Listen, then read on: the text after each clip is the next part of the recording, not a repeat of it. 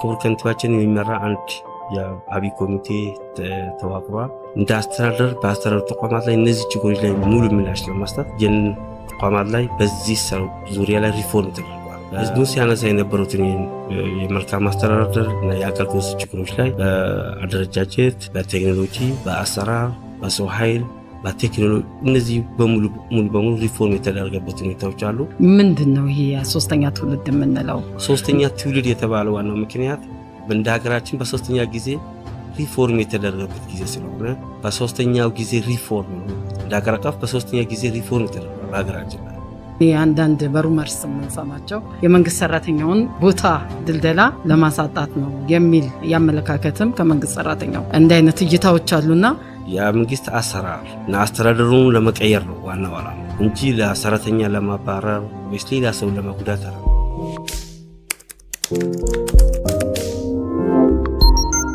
ሰላም ጤና ይስጥልን ውድ የድረገጻችን ተከታታዮች፣ የመንግስት ኮሚኒኬሽን ጉዳዮች ቢሮ በተለያዩ እንግዶችን እየጋበዘ በስቱዲዮ እስከዛሬ የተለያዩ አጀንዳዎችን አቅርበናል።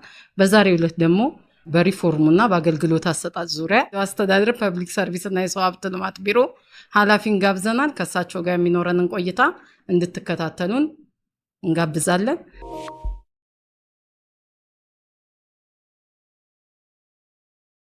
ከአቶ አይር ጋር የመጀመሪያ ጥያቄያችን የሚሆነው እንደ አስተዳደር በተመረጡ ተቋማት ተግባራዊ በመደረግ ላይ የሚገኘው የመንግስት አገልግሎትና አስተዳደራዊ ሪፎርም ዋና ዓላማው ምንድን ነው? አስተዳደርና አገልግሎት ሪፎርም ዋናው ዓላማ የመንግስት አገልግሎቶችን ቀልጣፋና ውጤታማ ለማድረግ ነው። ይሄን ደግሞ የመንግስት አገልግሎት አሰራሮችንና ሌሎች በመንግስት አገልግሎትን ተደራሽ የሚያደርጉትን ቀልጣፋና ውጤት የሚያስደርግ ስራዎች ላይ ሪፎርም የማድረግ ስራ። ስለዚህ የመንግስት አስተዳደር እና የአገልግሎት ሪፎርሙ ዋና ዓላማ የመንግስት የሚሰጡትን አገልግሎቶች ላይ ውጤታማ፣ ቀልጣፋና ፍትሃዊ ለማድረግ ለዜጎች ውጤታማ አገልግሎት እንዲደርሱ የማድረግ ስራ ነው ዋናው ዓላማ። እንግዲህ በዚህ መሰረት እንደ ሀገር አቀፍ የተጀመሩትን ትላልቅ ሪፎርሞች አሉ። እነዚህ በዚህ ለውጡ መንግስት በሀገር አቀፍ የተጀመሩትን ትልቅ ሪፎርሞች አንዱ የመንግስት አስተዳደርና አገልግሎት ሪፎርም ነው። የመንግስት አስተዳደርና አገልግሎት ሪፎርሙን በሀገር አቀፍ ደረጃ በቅርብ ጊዜ ተጀምሯል።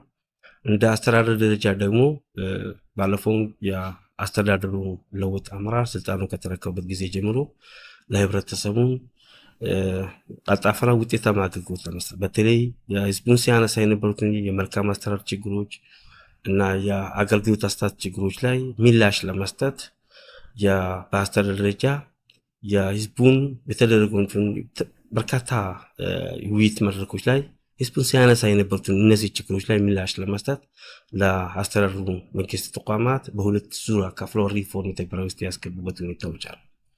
ስለዚህ የነዚህ ሪፎርም ዋናው ዓላማ ቅድም በገለጽኩት ናቸው። ኦልሞስት ወደ ሁለት ዙር ተቋማቶች ተከፍለው ሪፎርም ተግባራዊ ውስጥ ተገብቷል። የነዚህ ሪፎርሞች ላይ ያው አንድ ተቋም ችግር አለ ሲባል ምንድነው ችግሩን ወይ ህዝቡን ቅሬታ ሲያነሳ የመልካም አስተዳደር ችግሮችን ቢሆን የአገልግሎት አሰጣጥ ችግሮችን ቢሆን ያንን ተቋም እነዚያ ችግሮች ላይ ምላሽ ለመስጠት ወደ 7 ነገሮች ላይ ሪፎርም ይደረጋል እና እንደዛ ላይ ይፈተሻል። አንደኛ የአደረጃጀት የተቋም በአደረጃጀት ምክንያት ነው ወይ እነዚህ ችግሮች ላይ ምላሽ ለመስጠት ያልተቻለ የሚለው ነገር ላይ በደንብ ጥናት ይደረጋል። ሁለተኛ አሰራሮች የአሰራር ችግር ነው። ሶስተኛ በህግ ማዕቀፍ ከሆነ በህግ ማዕቀፍ ምክንያት ነው ወይስ በቴክኖሎጂ ምክንያት ነው በሰው ኃይል ችግር ምክንያት ነው የሚለው ነገር ላይ በደንብ እነዚህ ጉዳዮች ላይ ይጣናል። ስለዚህ ህዝቡን ሲያነሳ የነበሩትን የመልካም አስተዳደር እና የአገልግሎት ችግሮች ላይ እንደ አስተዳደር በአስተዳደር ተቋማት ላይ እነዚህ ችግሮች ላይ ሙሉ ምላሽ ለመስጠት ተቋማት ላይ በዚህ ዙሪያ ላይ ሪፎርም ተደርጓል። በአደረጃጀት፣ በቴክኖሎጂ፣ በአሰራር፣ በሰው ኃይል፣ በቴክኖሎጂ እነዚህ በሙሉ ሪፎርም የተደረገበት ሁኔታዎች አሉ። እንግዲህ በሪፎርሙን ባለፈው 3 ዓመታት እንግዲህ ህዝቡን በረጅም ጊዜ ሲያነሱት ችግሮች ላይ ምላሽ ለመስጠት የተቻለበት ሁኔታዎች አሉ። በዛ ሪፎርም ላይ ደግሞ በርካታ ውጤቶችን እንዳስተዳደር ያገኘንበት ሁኔታዎች አሉ። እንግዲህ ይህ በእንዲህ እንዳለ በአገር አቀፍ ደረጃ የተጀመረውን የአስተዳደርና የአገልግሎት ሪፎርም በአስተዳደራችንም በፌዴራል ሲቪል ሰርቪስ መነሻ አርግተን ወደ ሪፎርም ትግበራ ውስጥ የገባንበት ሁኔታዎች አሉ። በፌዴራል ደረጃ ወደ 8 ሚኒስቴር መስሪያ ቤቶች ሪፎርም ትግበራ ውስጥ ተገብቷል።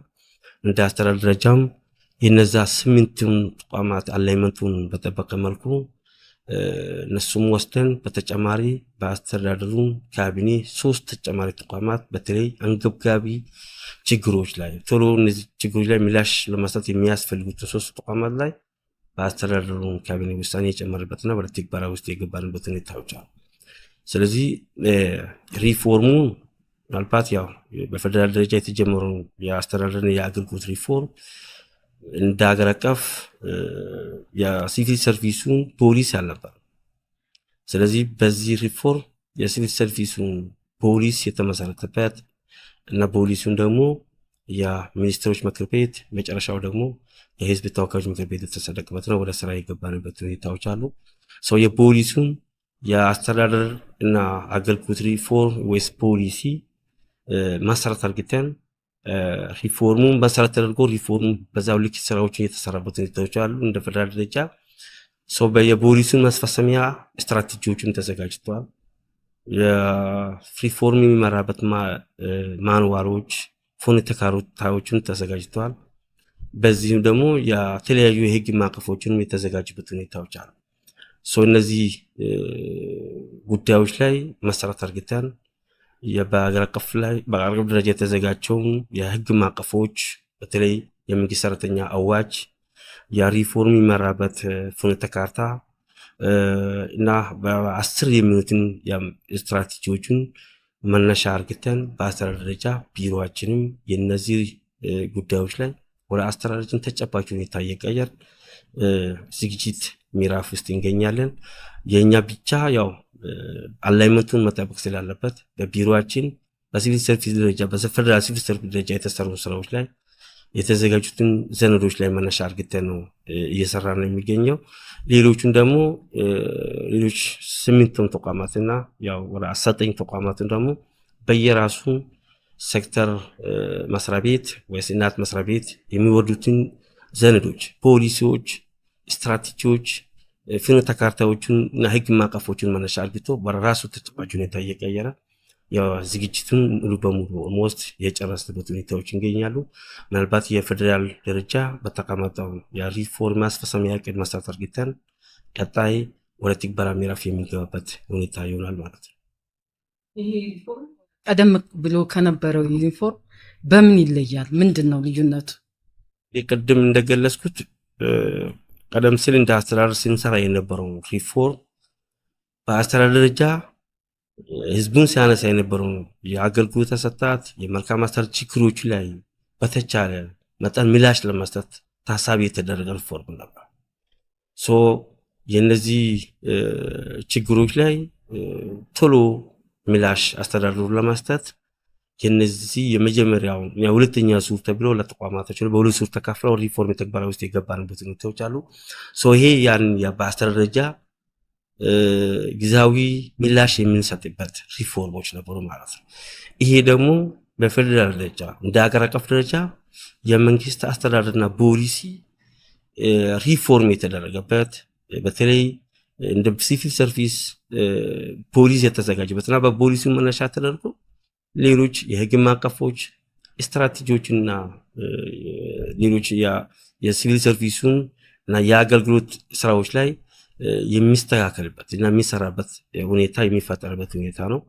ይሄንን ምናልባት ትልቅ እንትን አለው። አንዱ የአስተዳደር ሪፎርም ነበረ። ሁለተኛ ደግሞ ይሄ ደግሞ የፌደራል ሲቪል ሰርቪስ ሪፎርም ነው። በሀገር አቀፍ ደረጃ ሪፎርም ነው። የሁሉም ሴክተር የሀገሪቱን ፐብሊክ ሰርቪስ ሪፎርም የሚደረግበት ነው ማለት ነው። እስካሁን የተተገበሩ ዋና ዋና ተግባራትና የተገኙ ውጤቶችስ ምን ይመስላሉ? እንግዲህ በአስተዳደር ደረጃ እነዚህ ሪፎርም ትግበራ ውስጥ የገቡትን ተቋማት በፌደራል ደረጃ የተዘጋጀው የሪፎርም ማስፈጸሚያ ዕቅድ መነሻ አድርገን ወደ 11ዱም ተቋማት 10 ማዕከል ተቋማትና አንድ ወረዳ ሪፎርም ትግበራ ውስጥ ያስገብተናል። የነዚህ 10 ተቋማትና አንዱን ወረዳ የመጀመሪያው ደረጃ የሪፎርሙን የሚመራበት ማስፈጸሚያ ዕቅድ አዘጋጅተናል። በፌደራል የወረዱትን ማስፈጸሚያ ዕቅድ መነሻ አድርገን ማለት ነው። የተለያዩ ኮሚቴዎችን ተደራጅተዋል። በሪፎርም የሚመሩበት አንደኛ ክቡር ከንቲባችን የሚመራ አንድ የአብይ ኮሚቴ ተዋቅሯል።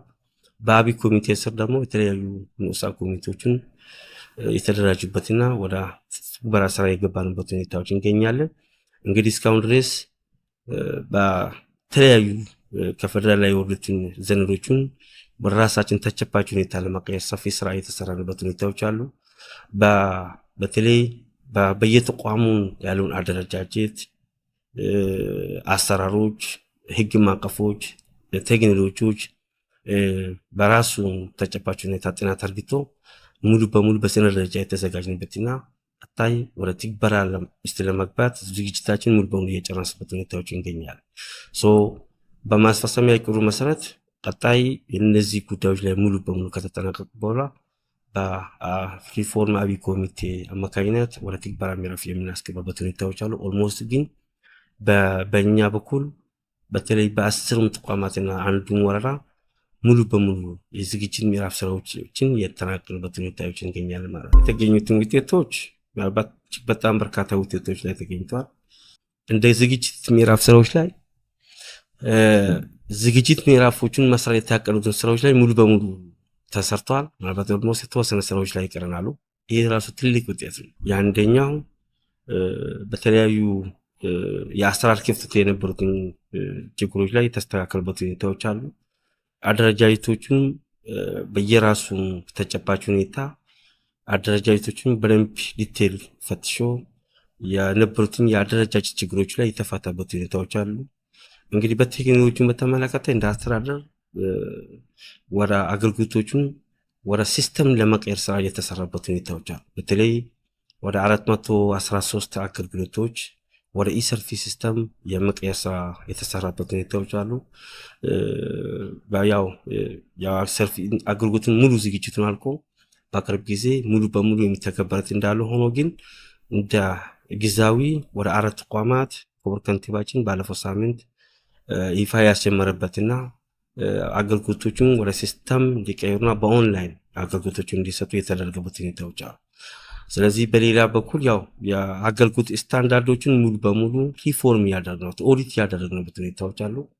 ኦልሞስት ከተገልጋይና አገልጋዩን ዳይሬክትሊ የሚገናኙበት አገልግሎቶችን ወደ ስታንዳርድ ለመቀየር በተለይ የተቋሙን እሴት የሚጨምር አገልግሎቶችን የመለይ ስራዎችን ተሰርቷል። ወደ 776 አገልግሎት የነበሩት እንዳስተዳደር ተቋማት ወደ 90 አገልግሎቶች ላይ የመለስንበት ሁኔታዎች አሉ። በወረዳ አካባቢ ላይ ያው ኦልሞስት ወደ 9 አገልግሎቶችን ወደ 500 አገልግሎት በላይ ወደ 9 አገልግሎትን የመለስንበትና በዛም ደግሞ በስታንዳርዱ መሰረት አገልግሎቶቹ እንዲሰጡ የተደረገበት ሁኔታዎች አሉ። ይሄ ትልቅ ስራ ነው።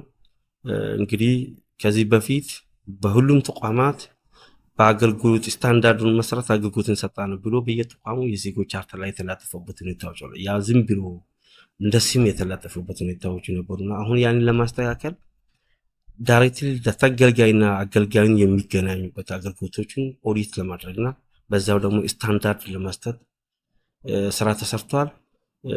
በዚህ በተጨማሪ ደግሞ እነዚህ አገልግሎቶችን ላይ ያው በስታንዳርዱ ብቻ ሳይሆን አገልግሎቶችን ወደ ሲስተም ቀይሩባ ቴክኖሎጂ የመስጠት ስራዎችን ቅድም እንዳልኩት ሰፊ ስራ የተሰራበት ሁኔታዎች ነው። ይሄ ትልቅ ውጤት ነው።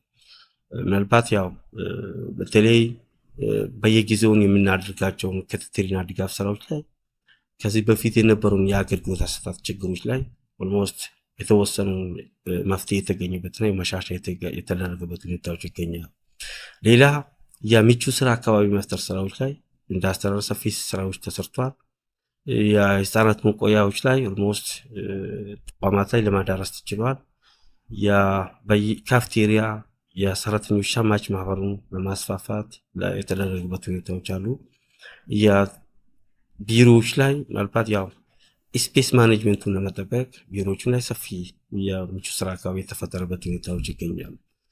ሌላ የመልካም አስተዳደር ችግሮቹን ምላሽ ለመስጠት እንደ አስተዳደር በፌደራል ደረጃ የምስረት ተገልጋይ እንትኖች ላይ መነሻ አርግተን የአስተዳደሩ በህዝቡን የሚያነሳቸውን አገልግሎት አሰጣጥ ችግሮች ላይ እና መልካም አስተዳደር ችግሮች ላይ ምላሽ እንዲሰጡ ለማስቻል ችግሮቹን ሙሉ በሙሉ በየተቋሙ ችግር የተሰበሰበበትና በዛ ወደ እቅድ ተቀይሮ ስራዎችን እየተሰራበት ሁኔታዎች አሉ።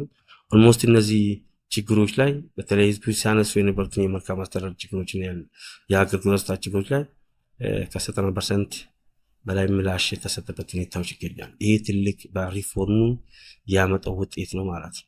ሌሎችም ምናልባት ያው ሙሉ በሙሉ የሀገራዊ ሪፎርሙ ሲጠናቅ ደግሞ ከዚህ የበለጠ ውጤት የምንገኝበት ሁኔታ ይፈጠራል የሚል ተስፋ አለን። ይህ ሶስተኛ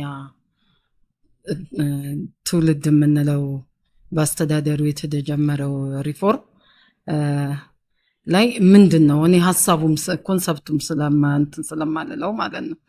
ምንድን ነው ይሄ ሶስተኛ ትውልድ የምንለው? እንደ ሀገር አቀፍ የታየ ስትራቴጂያዊ እቅድ ነው እና ይህን እቅድስ እንዴት ነው እያስተገበራቸው? ያው ቅድም እንዳልኩት የአስተዳደርና የአገልግሎትና የአስተዳደር ሪፎርም ነው የሚባለው። ስለዚህ የአገልግሎቶችና የመንግስትን አስተዳደር ሪፎርም ነው ዋናው ሲያሙ ማለት ነው። ሶስተኛ ትውልድ የተባለው ዋናው ምክንያት እንደ ሀገራችን በሶስተኛ ጊዜ ሪፎርም የተደረገበት ጊዜ ስለሆነ በሶስተኛው ጊዜ ሪፎርም ነው ማለት ነው። እንደ ሀገር አቀፍ በሶስተኛ ጊዜ ሪፎርም ተደርጓል በሀገራችን ላይ።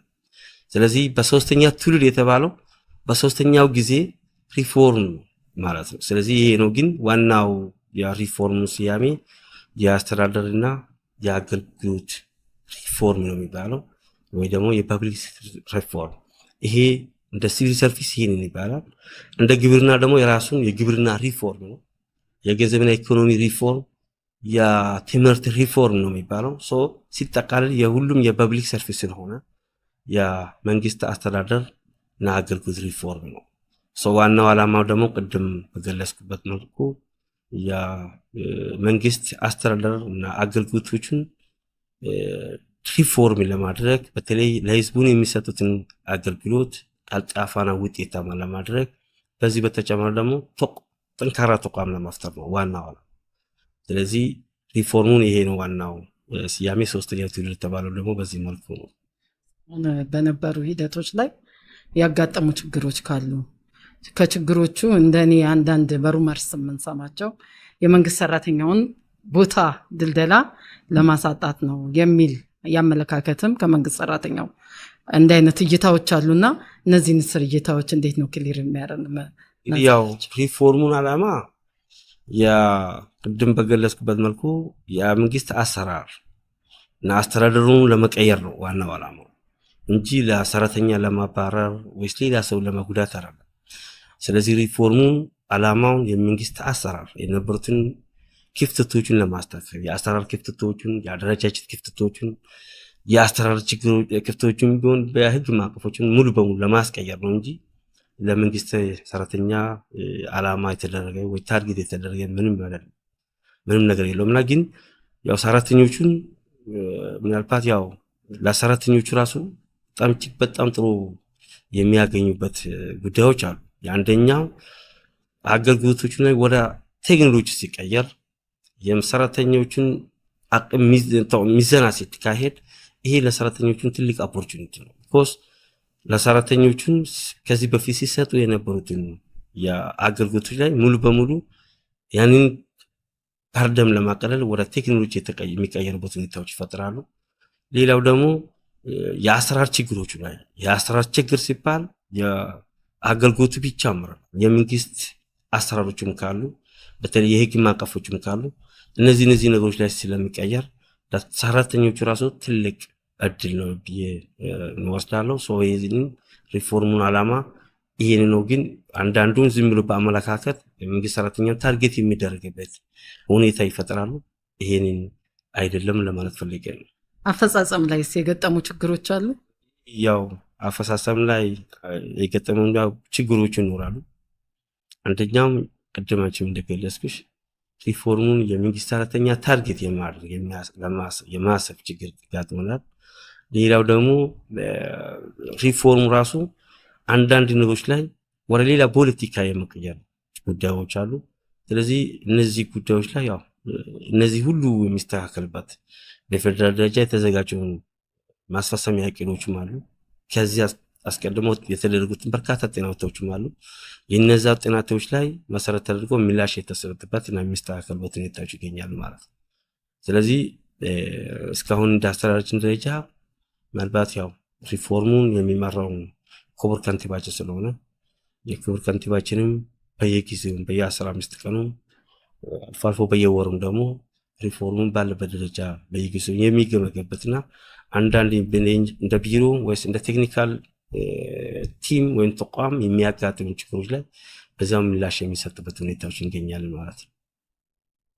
እሺ፣ ቀጣይ ያለውን የአቅም ግንባታ ስልጠና ከሪፎርሙ ትግበራ ውጤታማ ጋር ቀጥተኛ ግንኙነት አለውና ለዚህ የድሬዳዋ አስተዳደር ስራ አመራር ኢንስቲትዩት ያለው ዝግጁነት ምን ይመስላል የሚለው እንግዲህ ያው ሪፎርሙን በፌደራል ደረጃም የተቀመጡትን አንደኛ ነው ዋና አቅጣጫ የመጀመሪያውን ሪፎርሙ ለአመራሩና ለመንግስት ሰራተኛውም ሰፊ ግንዛቤ የመፍጠር ስራ መስራት ነው። እንደ ሀገር አቀፍ ደረጃ የተዘጋጁትን የስልጠና እንትኖች አሉ። እንደ አስተዳደራችንም በዛው ልክ በስራ አመራር ኢንስቲትዩት አማካኝነት ለሰራተኞችና ለአመራሩ በሪፎርሙን ዓላማ በቂ ስልጠና ለመስጠት ያው የታቀዱበት ሁኔታዎች አሉ። ሰው አሁን በፌደራል ደረጃ የሚወዱትን የስልጠና ሞጁሎች አሉ። በሪፎርሙ ላይ የሚመለከት አንደኛ የ10 ስትራቴጂዎች አሉ። የአስተዳደር እና አገልግሎት ሪፎርሙ ላይ ማስፈጸሚያ ስትራቴጂዎች አሉ። እነዚህ ማስፈጸሚያ ስትራቴጂዎች እስከታች ድረስ የመንግስት ሰራተኛ ማወቅ አለባቸው፣ ግንዛቤ መኖር ይገባቸዋል። ስለዚህ ይሄንን ስራ ቀጣይ ከአመራር ጀምሮ እስከ መንግስት ሰራተኛ ድረስ ግንዛቤን የምናደርስበት ሁኔታ ይፈጠራል። ያው በፌደራል ደረጃ የታቀዱትን ስራዎች አሉ። እንደ አስተዳደር ደረጃ ደግሞ ያቀድናቸውን ስራዎች አሉ። ኦልሞስት የተወሰነ ስራዎች ላይ ተሰርተዋል። የመንግስት ሰራተኞችን የአቅም ግንባታ ስልጠናዎችን ለመስጠት እንደዚሁ ደግሞ የተወሰነ አመራሮችን የአቅም ግንባታ ስልጠናዎች በዚህ በሪፎርም የሚመለከት የተለያዩ ስልጠናዎችን ለመስጠት የተሰሩ ስራዎች አሉ። ቀጣይ ደግሞ በዚሁ ልክ የምናስፋፋትንበትና የምናጠናክርበት ሁኔታ ይፈጠራል ማለት ነው። አስተዳደሩ አገልግሎት ሰጪ ተቋማት የተቋቋሙትን አዋጅ አለ። በቅርብ ጊዜ የተዘጋጀው አዋጅ አለ። በዛው አዋጅ ወደ ምንድነው ከይዘኑን ወደ ንግድ ኢንዱስትሪ ስር እንዲገባ የተደረገበት የስራ አመራሩ ደግሞ ስያሜን ተቀይሮ የስራ አመራር ኢንስቲትዩት ተብሎ ተጠርነቱ ደግሞ ለፐብሊክ ሰርቪስ ቢሮ የተደረገበት ሁኔታዎች አሉ። እንግዲህ ይሄ ምናልባት እንደ አስተዳደር የስራ አመራር ኢንስቲትዩቱን አቅም ለማጠናከር አንደኛ እንደ ቢሮኛ የወሰድነው አደረጃጀቱን መስራት። ያው እስካሁን ድረስ ያው አደረጃጀቱን በጣም ክፍተቶች አሉ። በአንደኛው ደረጃ የተቋሙን አደረጃጀት ለማዘጋጀት እንደ ቢሮ አደረጃጀት ማዘጋጀትናል። ምናልባት ለካቢኔ አቅርበን ቀጣይ ወደ ተግባራ ውስጥ ለማስገባት ነው የሚያስፈልገው። ሌላው የሰው ኃይል እንደዛው አደረጃጀቱን ከተስተካከለ በኋላ ጠንካራ ሰው ኃይልን ለመቀጠልና ስራዎችን ለመስራት ያስፈልጋል። ስለዚህ በአሁን ከዚህ በኋላ የምናጠናክራቸው ስራዎች እነዚህ ናቸው። ግን እስካሁን ድረስ ያደረግናቸው የተሰሩ ስራዎች ምንድናቸው ሲባል ምናልባት ኢንስቲትዩቱን በራሱ አቅም በርካታ የመንግስት ሰራተኞች እና አመራሩን የአቅም ግንባታ ስልጠናዎችን የተሰጠበት ሁኔታዎች አሉ። እንደ አስተዳደር በተለያዩ ተቋማት ላይ ችግር ፈቺ የሆኑ ጥናቶችን የሰጠኑበትና እንደውም ለትግበራ ውስጥ የገቡበት በዛ ጥናቶች መሰረት ደግሞ ውጤታማ ስራዎች ላይ የተመሰገኑበት ሁኔታዎች አሉ። ስለዚህ ኢንስቲትዩቱን እንግዲህ ያው የአደረጃጀት ክፍተቶች እንዳለ ሆኖ ግን በርካታ ስራዎችን ተሰርቷል። በዚህ ደግሞ የበርካታ ውጤቶችን የተገኘበት ሁኔታዎች አሉ። ቀጣይ ደግሞ እነዚህ የአደረጃጀት እና የአሰራር ችግሮች ላይ ስንፈታ የበለጠ ስራውን ኢንስቲትዩቱን በተሰጠው ተግባርና ኃላፊነት ሙሉ በሙሉ የሚወጣበት ሁኔታ ይፈጠራል የሚል ተስፋ አለ።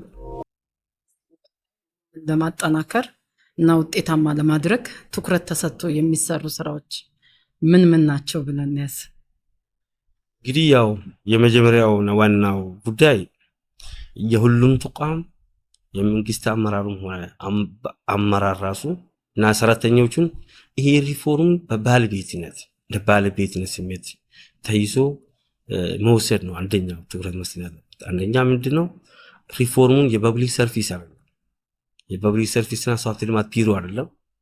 ለፐብሊክ ሰርቪስና ሶፍት ልማት ቢሮ በፌደራል ደረጃ የወሉትን የሲቪል ሰርቪስ ማስፈጸሚያ ሪፎርም እቅድ ተዘጋጅቷል።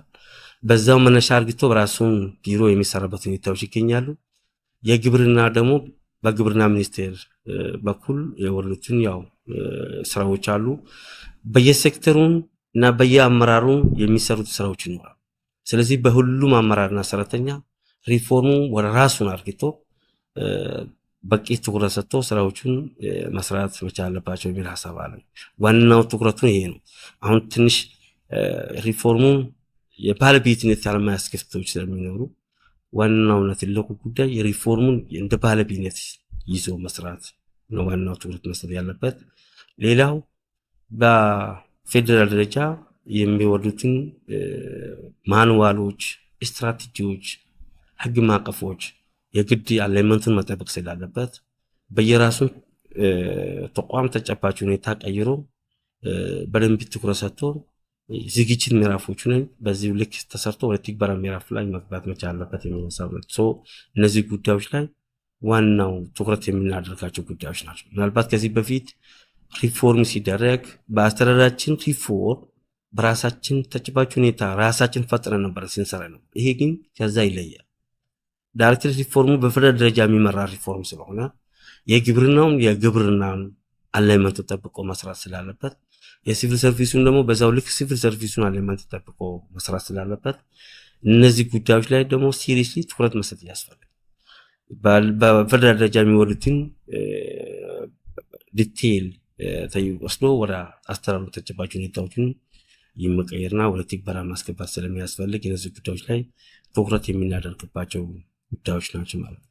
እስኪ እስካሁን ያለውን ሂደቶች ስናወራ ቆይተናልና እነዚህን ሂደቶች በተቋማት ላይ ተግባራዊ መሆናቸውን የክትትልና የድጋፍ ስራውስ ምን ይመስላል? በምን መልኩ ነው እናንተ ይህንን ነገር ክትትልና ድጋፍ እያደረጋችሁ ያላችሁት የሚለው?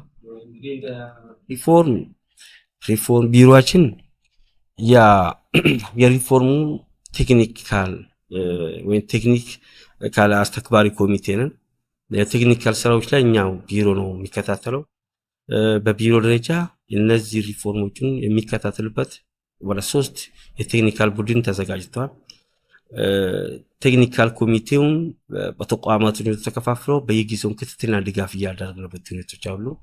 የምናደርጋቸው ክትትልና ድጋፍ ምንድነው? ያው በየራሱን ተቋም በራሱን ተጨባጭ ሁኔታ ሪፎርሙ ቀይሮ የማስራት በፌደራል ደረጃ የተዘጋጁትን ምናልባት ዩኤስ እንደ አስተዳደር የተዘጋጀው የሪፎርም ማስፈጸሚያ ዕቅድ በዛው ልክ ስራዎቹን አለመስራቱን የማስራቱን የክትትልና ድጋፍ ስራ ማድረግ ነው።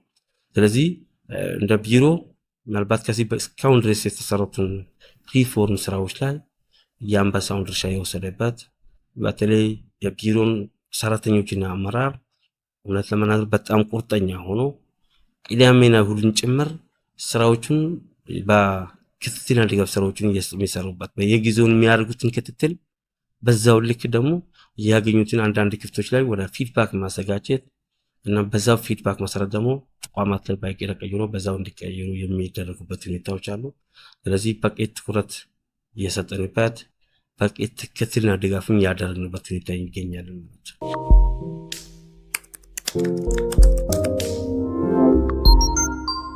አፈጻጸሙ የሪፎርሙ አፈጻጸም ተግባራዊ እንዲሆን የመንግስት ሰራተኛው የራሱ የሆነ ድርሻ አለውና እዚህ ላይ የሚያስተላልፉት ካለ የመጨረሻ ጥያቄ ነው። የመንግስት ሰራተኛው የሪፎርሙ ትልቁ ድርሻ የነሱ ስለሆነ ሪፎርሙን የሚደረገው የመንግስት አሰራርና ፖሊሶቹን እና አገልግሎቶቹን ለመቀየር ስለሆነ በዚሁ ደግሞ የመንግስት ተቋማት ጠንካራ ለማድረግ በተለይ የጠንካራ መንግስት ተቋማትን ለመፍጠር ስለሆነ ይሄ ደግሞ ለመንግስት ሰራተኞችን ትልቅ ፋይዳ ያለው ጉዳይ ስለሆነ የመንግስት ሰራተኞችን በራሳቸው ድርሻ የአንበሳ ድርሻውን መውሰድ አለባቸው የሚል ሐሳብ አለ። ቢኮዝ አመራሩን ይመራል፣ በቴክኒካል ስራ የሚሰሩት የመንግስት ሰራተኞች ናቸው። ሪፎርሙን በየተቋሙ የሚሰራው ስራ እንደ አመራሩን እንዳለ ሆኖ በበላይነት እንደመራ ሆኖ ግን እንደ ቴክኒካል ስራ የሚሰሩትን መንግስት ሰራተኛ ስለሆነ ስራዎቹን ምናልባት እንደራሳቸው እንደ ባለቤትነት ይዞ ትኩረት ተሰጥቶ በተቀመጠው ታጫ መሰረት እና በተሰጠው ኃላፊነትም ጭምር አደራ እንዲወጡ አደራረጋለሁ። እንግዲህ ሪፎርሙን የሀገራዊ ሪፎርም ነው፣ የአገልግሎትን የአስተዳደር ሪፎርም ነው። ለተቋማቶቻችን የመንግስትን ተቋማት የሚያጠናክር ሪፎርም ነው።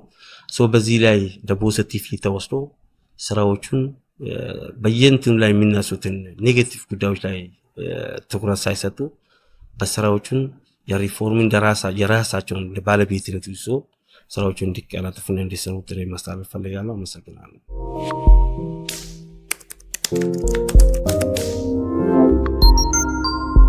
ከድሬዳዋ አስተዳደር ፐብሊክ ሰርቪስ እና የሰው ሀብት ልማት ቢሮ ኃላፊ አቶ ሀይር ሀጂ ኑር ጋር አብረን ያደረግነው ቆይታ ይመስላል።